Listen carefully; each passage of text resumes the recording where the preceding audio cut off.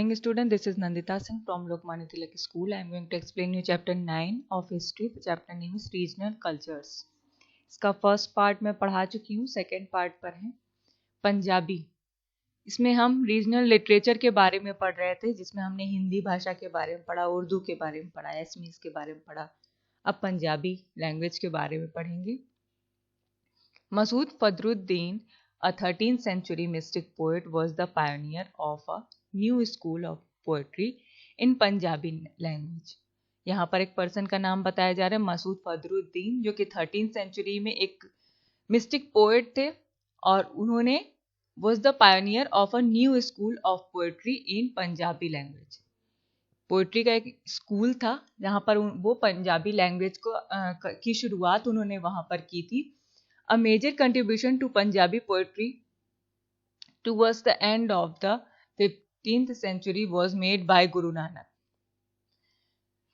और सबसे ज़्यादा इस पंजाबी पोइट्री लिखने के लिए सबसे ज़्यादा योगदान किसने दिया था? 15th सेंचुरी में गुरु नानक ने दिया था। Later Sikh gurus also contributed to enrichment of Punjabi. उसके बाद कुछ सिख गुरु हुए जिन्होंने पंजाबी भाषा में अपना योगदान दिया, कई सारी किताबें लिखी, उनसे रिलेटेड पोएट्रीज लिखी। गुरु अर्जुन कंपाइल्ड द आदि ग्रंथ इन 1604 CE and also road Sukhmani, one of the longest and greatest of the medieval mistake poems. गुरु अर्जुन उस समय एक सिख गुरु थे जिन्होंने आदि ग्रंथ, जैसे कि आदि ग्रंथ के बारे में हमने पढ़ा है कि वो एक ग्रंथ था, एक बुक थी जिसको कंपाइल किया था उन्होंने 1604 ईयर में, और उसके अलावा कंपाइल किया था मतलब उसको अपनी लैंग्वेज में, अपने जो भी वो पंजाबी लैंग्वेज बोलते थे उसमें उसको ट्रांसलेट किया था और उसमें चेंजेस किए थे। एंड ऑल्सो रोड सुखमणि, और सुखमणि नामक एक किताब भी लिखी थी। And one of the longest and greatest of the medieval mistake poems. Medieval time की ये मिस्टिक पोएम थी, रहस्यमयी कविताएं थी उसमें लिखी हुई, और सबसे लॉन्गेस्ट और ग्रेटेस्ट पोएम थी। The contribution of Guru Govind Singh is also invaluable. गुरु गोविंद सिंह के बारे में भी आपने सुना है, इनका भी योगदान इस क्षेत्र में बहुत ही ज्यादा इनवैल्यूएबल था, अमूल्य था। Punjabi prose made immense progress and a number of religious and philosophical works got translated from Sanskrit to Punjabi between 1600 to 1800। और पंजाबी बहुत सारी बुक्स ऐसी थी, बहुत सारे ग्रंथ ऐसे थे जो कि संस्कृत में पहले लिखे हुए थे, तो उसको पंजाबी में ट्रांसलेट किया गया था। Punjabi prose made immense progress, जिससे कि पंजाबी प्रोज का काफी प्रोग्रेस हुआ। बहुत सारे धार्मिक और स्पिरिचुअली बहुत सारी ऐसी बुक्स थी जिनको ट्रांसलेट किया गया था संस्कृत से पंजाबी में, और ये काम 1600 ईयर से 1800 ईयर के बीच में हुआ था। नेक्स्ट लैंग्वेज है Marathi. Marathi literature emerged in the later half of the 13th century. A major contribution was made by the saint poets Eknath and Tukaram. Marathi poets में, मराठी लिटरेचर में भी बहुत सारे 13th सेंचुरी में बहुत सारी प्रोग्रेसेस हुई, और मेजर कंट्रीब्यूशन इसमें सेंट पोएट एकनाथ, यहाँ पर सेंट पोएट का नाम दिया है, एकनाथ और तुकाराम ने सबसे ज्यादा योगदान दिया। Ramdas and Vaman Pandit also contributed to Marathi prose and poetry. Ramdas और वमन पंडित भी यहाँ पर दो ऐसे मराठी पोएट हैं, प्रोज और पोएट्री उन्होंने लिखी है। The 17th century saw the compilation of secular poetry in the form of popdas or ballads, describing the warfare skills and selfless valor of the Marathas and Lavnis, which were romantic works। और क्या हुआ कि 17th century में बहुत सारी भाषाएं हैं, बहुत सारी बुक्स हैं जिसका कंपाइलेशन हुआ, उनको अपनी लैंग्वेज में ट्रांसलेट करके उसको और डिफरेंट वे में और इम्प्रूव करके लिखा गया। बहुत सारे बैलेट्स भी लिखे गए, लोग की बहुत सारी पोएट्रीज लिखी गई, और इस क्षेत्र में बहुत सारा प्रोग्रेस हुआ।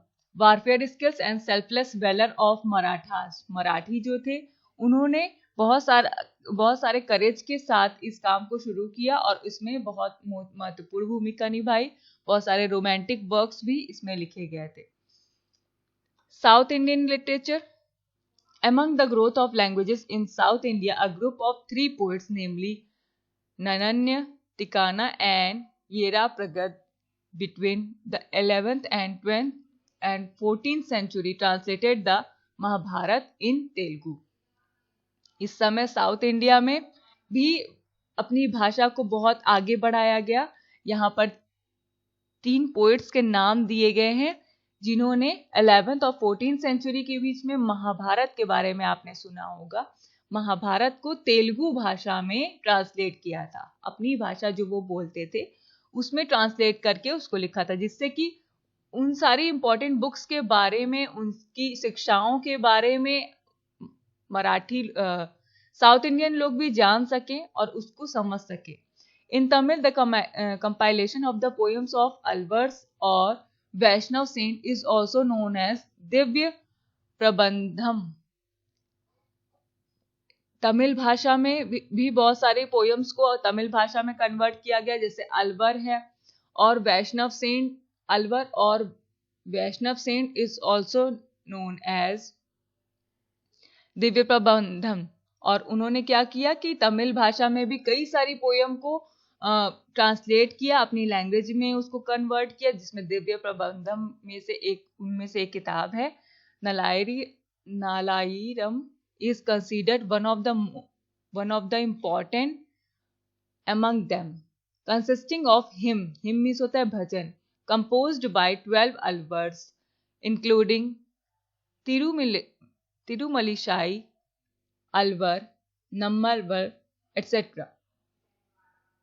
और नालायिरम is considered one of the important among them. और ये जो बुक है ये इन सब बुक्स में से सबसे मोस्ट इम्पॉर्टेंट मानी गई. और इसमें बहुत सारे भजन लिखे गए हैं, इसमें 12 अलवर्स के बारे में है और यहाँ पर बहुत सारे अलवर के नाम भी दिए हैं. द सॉन्ग्स ऑफ नारायण और Shaiva saints were compiled in a series of book known as Tirumurai. और एक बुक थी जिसमें बहुत सारे सेंट्स के बारे में बातें लिखी थी, उसमें यहाँ बुक का नाम दिया है तिरुमुरई. सम ऑफ इम्पोर्टेंट नायानर सेंट वर अपर. यहाँ पर कुछ नायानर सेंट के बारे में, संतों के नाम दिए गए हैं. Appar Sambandar Sundarar who compose the first 9 books known as Devaram, जिन्होंने मोस्ट इम्पॉर्टेंट बुक्स में से फर्स्ट 9 बुक को कंपोज किया था, जिनमें से तेवरम उनमें से एक है. During the Chola period Kamban wrote the Tamil version of Ramayana and Sekkizhar compose the Periya Puranam. और उस समय क्या हुआ कि चोल पीरियड, जैसे कि हमने गुप्त पीरियड, बहुत सारे पीरियड के बारे में पढ़ा था, तो उसमें चोल पीरियड जो था वो कंबन यहाँ पे एक राइटर का नाम है जिसने तमिल वर्जन में रामायण को ट्रांसलेट करके तमिल भाषा में लिखा था. सेकिजर ने क्या कंपोज किया था? पुराण को अपनी तमिल भाषा में पेरिया पुराणम के नाम से उसको कंपोज किया था. Bengali literature. The first stage of Bengali literature covered the period between the 10th and 12th centuries. Bengali literature का विकास कब हुआ? ये 10th और 12th सेंचुरी को कवर कर रहा था. Its literature was mainly in the form of folk songs which was influenced by the philosophy of Shahjahan cult. Shahjahan cult के बारे में हमने पहले पढ़ा था. Its literature was mainly in the form of folk songs के लोकगीत के रूप में इसका लिटरेचर है. Which was influenced by the philosophy of Shahjahan cult से रिलेटेड इसमें फिलोसफीज लिखी गई हैं. The second stage began the Muslim conquest of Bengal in 13th century and continued till the end of 17th century. The three main trends in this stage were, देखिए यहाँ पर बताया जा रहा है कि सेकेंड स्टेज शुरू हुई मुस्लिम कॉन्क्वेस्ट से, मुस्लिमों की विजय से शुरू हुई, जो कि 13th सेंचुरी से लेकर के 17th सेंचुरी तक चली थी. इसमें 3 स्टेजेस के बारे में बताया जा रहा है.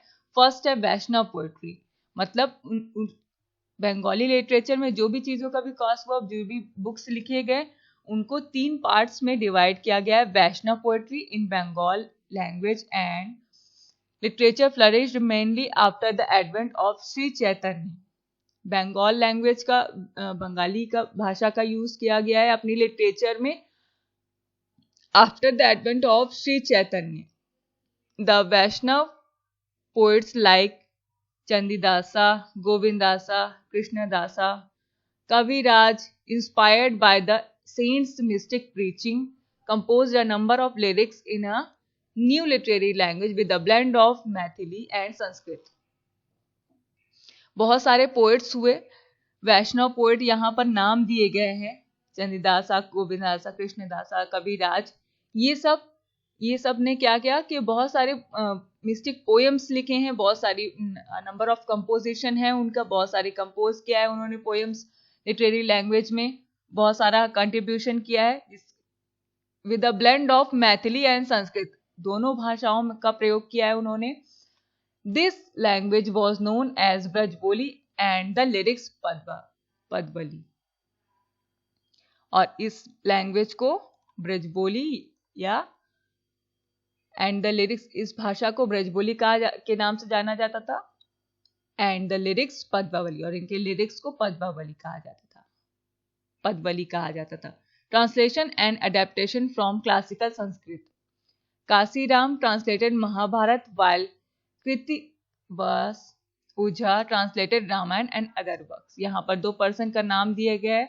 काशीराम ने क्या किया, महाभारत को ट्रांसलेट किया है अपनी लैंग्वेज में, और कृतिवास ओझा यहाँ पर दूसरे पोएट है जिन्होंने रामायण और दूसरे वर्क्स को अपनी लैंग्वेज में ट्रांसलेट किया. Mangal Kavya from the poetry, the religious text of Bengali Hindu tradition written in 14th and 15th century came to be known as Mangal Kavya. 14 और 15th centuries में बहुत सारी हिंदू ट्रेडिशन के अकॉर्डिंग बंगाली टेक्स्ट को लिखा गया है.